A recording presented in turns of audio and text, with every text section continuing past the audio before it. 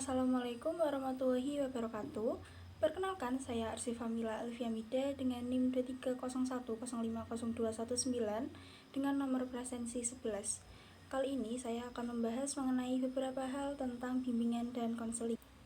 Sebelumnya, bimbingan dan konseling adalah pelayanan bantuan untuk peserta didik baik secara perorangan maupun kelompok agar mandiri dan bisa berkembang secara optimal dalam bimbingan pribadi, sosial, belajar, maupun karir, berbagai jenis pelayanan dan kegiatan pendukung berdasarkan norma-norma yang berlaku.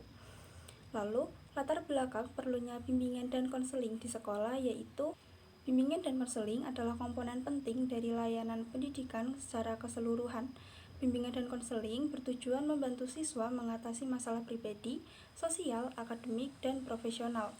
Bimbingan dan konseling berperan penting untuk memberikan bimbingan dan konseling di sekolah karena siswa menghadapi tantangan yang tidak hanya berkaitan dengan pembelajaran, tetapi juga dengan masalah psikologis dan sosial seperti tekanan akademik, bullying, masalah keluarga, dan kehilangan identitas. Lalu, persamaan antara bimbingan dengan konseling yaitu kedua layanan ini berfokus pada peningkatan kesejahteraan mental dan emosional serta berperan dalam mendukung identitas individu untuk mengatasi masalah atau kesulitan tertentu. Lalu, untuk perbedaan antara kedua bimbingan tersebut yaitu bimbingan lebih bersifat preventif dan memberikan informasi atau arahan umum kepada banyak orang, seperti siswa atau peserta didik agar mereka dapat membantu keputusan atau pilihan yang tepat. Sementara itu, konseling lebih bersifat kuratif dan fokus pada masalah atau konflik tertentu yang dihadapi oleh individu secara mendalam. Selanjutnya yaitu urgensi bimbingan dan konseling. Urgensi bimbingan dan konseling sangat penting untuk pendidikan dan masyarakat karena membantu dalam perkembangan pribadi, sosial, akademik, dan karir siswa. Beberapa aspek urgensi yaitu yang pertama, membantu perkembangan pribadi dan sosial, lalu yang kedua, meningkatkan prestasi akademik, yang ketiga, pencegahan dan penanganan masalah psikologis, yang keempat, membantu dalam mengembangkan karir, yang kelima, membantu penyelesaian konflik, dan yang keenam, mengurangi masalah disiplin seperti kenakalan dan tindakan kekerasan. Selanjutnya yaitu kedudukan bimbingan dan konseling. Kedudukan bimbingan dan konseling dalam meningkatkan mutu pendidikan terletak pada bagaimana bimbingan dan konseling ini membangun siswa yang seutuhnya dari berbagai aspek yang ada di dalam individu tersebut. Bimbingan dan konseling merupakan bagian penting dari layanan pendidikan di sekolah. Bimbingan dan konseling mendukung siswa agar dapat berkembang secara akademik, pribadi, dan sosial. Selanjutnya yaitu 3 wilayah dalam penyelenggaraan pendidikan formal di sekolah. Yang pertama yaitu wilayah atau bidang manajemen dan kepemimpinan. Wilayah ini meliputi berbagai fungsi berkenaan dengan tanggung jawab dan pengambilan kebijaksanaan. Lalu yang kedua, wilayah atau bidang pembelajaran yang mendidik. Wilayah ini meliputi semua bentuk pengembangan kurikulum dan pelaksanaan pengajaran. Yang ketiga yaitu bidang bimbingan dan konseling. Bidang ini meliputi berbagai fungsi dan kegiatan yang mengacu kepada pelayanan dalam mengembangkan bakat dan minat siswa. Selanjutnya yaitu keunikan guru. Yang pertama, guru berperan dalam pengajaran. Guru bertanggung jawab atas pengajaran di kelas yang meliputi penyampaian materi pembelajaran, penilaian hasil belajar, serta pengelolaan kegiatan pembelajaran. Lalu yang kedua, pembentukan karakter. Guru memiliki tanggung jawab untuk menanamkan nilai-nilai moral, etika, dan keterampilan sosial kepada siswa. Lalu yang ketiga, penilaian kemajuan akademik. Guru membuat dan menilai tugas, ujian, serta mengevaluasi pemahaman siswa terhadap materi yang telah diajarkan. Terdapat pula keunikan konselor. Yang pertama, bimbingan dan konseling individual dan kelompok. Konselor berfokus pada aspek psikologis dan emosional siswa, serta memberikan layanan konseling baik secara individu maupun kelompok untuk membantu siswa mengatasi masalah pribadi, sosial, dan akademik. Lalu yang kedua, pengembangan potensi diri siswa. Konselor membantu siswa mengenali bakat, minat, dan kemampuan mereka serta memberikan bimbingan untuk memaksimalkan potensi tersebut. Lalu yang ketiga, pencegahan dan intervensi masalah. Konselor memiliki kompetensi khusus dalam memberikan intervensi pada masalah-masalah psikologis dan perilaku yang mungkin mengganggu perkembangan siswa. Lalu keterkaitan tugas antara guru dan konselor. Yang pertama, kolaborasi dalam membantu siswa. Guru seringkali menjadi pihak pertama yang menyadari perubahan perilaku atau masalah yang dialami siswa di dalam kelas. Ketika masalah tersebut berada di luar kemampuan guru untuk menyelesaikannya, mereka akan merujuk siswa ke konselor. Lalu yang kedua, pengelolaan lingkungan pembelajaran yang kondusif. Guru menciptakan suasana belajar yang positif di kelas, sedangkan konselor memastikan bahwa siswa yang menghadapi masalah emosional atau sosial mendapatkan bantuan yang mereka butuhkan untuk tetap fokus pada pembelajaran. Baik, selanjutnya yaitu tujuan bimbingan dan konseling. Yang pertama, bimbingan dan konseling membantu klien mengenali kelebihan dan kekurangan dirinya, sekaligus meningkatkan kesadaran akan potensi dan bakat yang dimiliki. Lalu yang kedua, membantu klien menetapkan tujuan akademik yang realistis dan memberikan informasi tentang berbagai pilihan karir serta pendidikan lanjutan. Lalu yang ketiga, membantu klien mengidentifikasi minat dan bakatnya, serta memberikan dukungan dalam mengembangkan keterampilan dan kompetensi yang dimiliki. Selanjutnya yaitu fungsi bimbingan dan konseling. Yang pertama, fungsi pemahaman, yaitu fungsi membantu peserta memahami diri dan lingkungan. Yang kedua, fungsi pencegahan, yaitu fungsi untuk membantu peserta didik mampu mencegah atau menghindari diri dari berbagai permasalahan yang dapat menghambat perkembangan dirinya. Yang ketiga, fungsi pengentasan, yaitu fungsi untuk membantu peserta didik mengatasi masalah yang di dalamnya.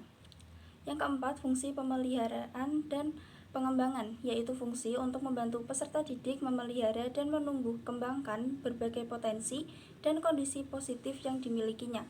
Lalu yang terakhir, fungsi advokasi, yaitu fungsi untuk membantu peserta didik memperoleh pembelaan atas hak dan atau kepentingannya yang kurang mendapat perhatian. Lalu, orientasi bimbingan dan konseling. Yang pertama, orientasi individual. Layanan konseling tertuju pada individu. Hasil layanan juga terfokus pada perolehan masing-masing individu yang dilayani. Lalu yang kedua, orientasi perkembangan.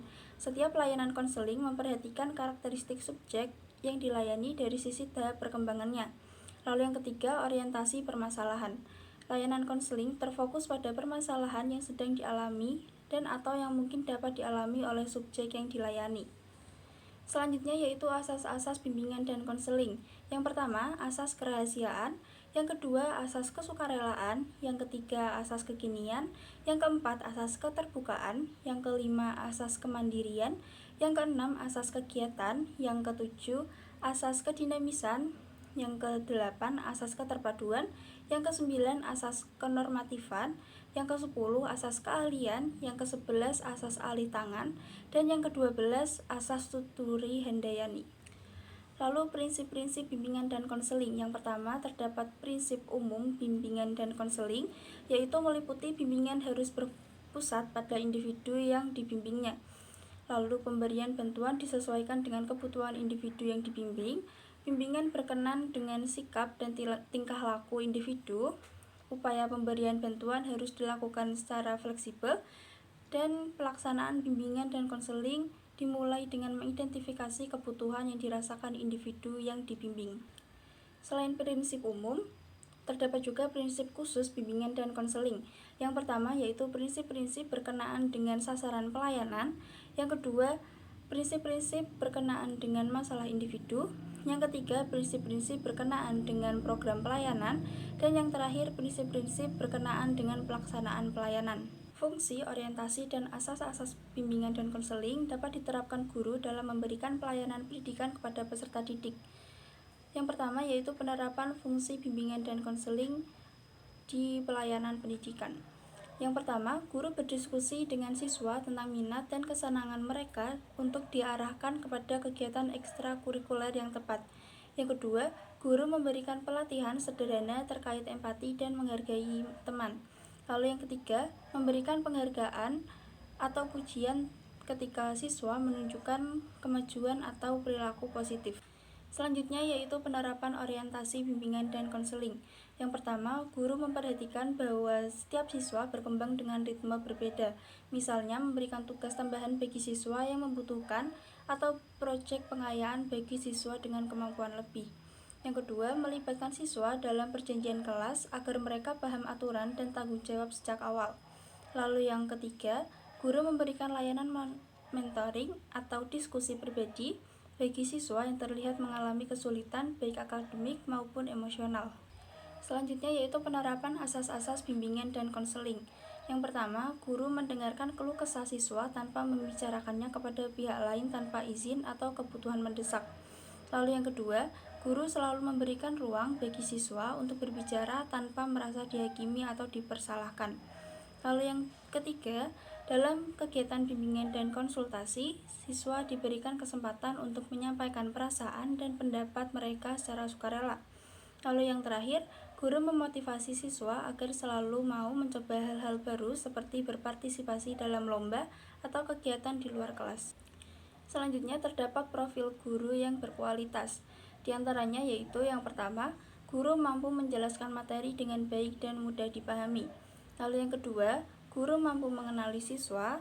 Yang ketiga, guru tidak membanding-bandingkan antara siswa satu dengan siswa yang lain.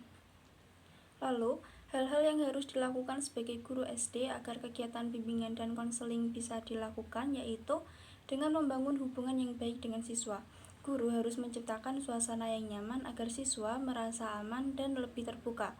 Lalu, guru dapat memahami kebutuhan individu siswa. Guru harus bisa menentukan kebutuhan siswa dan memberikan dukungan dalam hal akademis, emosional, dan sosial. Selain itu, guru dapat menyediakan program pengembangan diri. Guru menyediakan program seperti pelatihan bersosial dan kegiatan untuk mengembangkan bakat dan minat siswa. Guru sangat penting untuk memahami karakter siswa karena guru harus menyesuaikan metode yang efektif untuk menyesuaikan karakter dan gaya belajar siswa.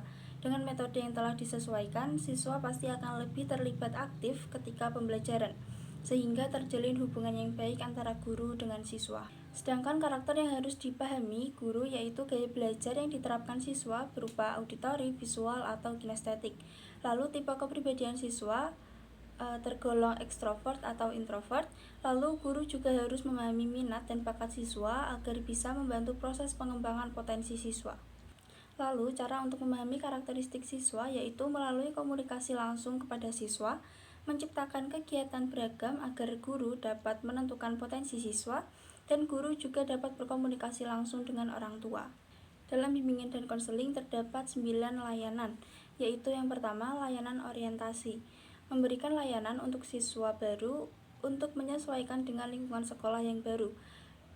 Dengan layanan ini, guru dapat memperkenalkan antara konselor dengan layanan yang tersedia.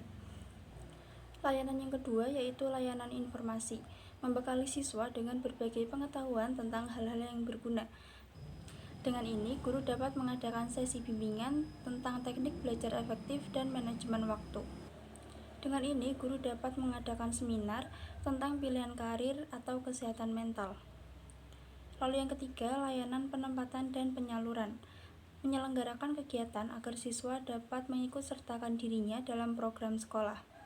Guru dapat mengadakan tes minat dan bakat untuk menentukan program atau ekstrakurikuler yang cocok untuk siswa. Lalu yang keempat, layanan pembelajaran, layanan untuk mengembangkan sikap dan kebiasaan belajar yang baik. Yang kelima, layanan konseling perorangan, layanan untuk siswa memperoleh layanan secara pribadi. Guru dapat membantu siswa merumuskan solusi dari masalah yang dihadapi secara pribadi. Lalu yang keenam, layanan bimbingan kelompok, layanan yang memungkinkan siswa bersama-sama melalui dinamika kelompok. Guru dapat membuat diskusi kelompok tentang topik seperti pertemanan, manajemen emosi, atau antisipasi bullying. Lalu yang ketujuh, layanan konseling kelompok, layanan untuk siswa memperoleh kesempatan untuk menyelesaikan masalah. Guru dapat membimbing anggota kelompok agar saling memberikan dukungan dan solusi. Yang kedelapan, layanan konsultasi, layanan yang diberikan untuk memperoleh pengetahuan dalam menyelesaikan masalah pihak lain. Konselor bekerja sama dengan wali kelas atau orang tua untuk mendampingi perkembangan siswa. Lalu yang kesembilan, layanan mediasi, layanan yang diberikan kepada dua pihak yang sedang dalam keadaan tidak baik, sehingga saling bertentangan dan bermusuhan. Guru dapat membimbing siswa untuk menemukan solusi damai dan mencegah konflik berulang. Baik, sekian dari saya. Wassalamualaikum warahmatullahi wabarakatuh.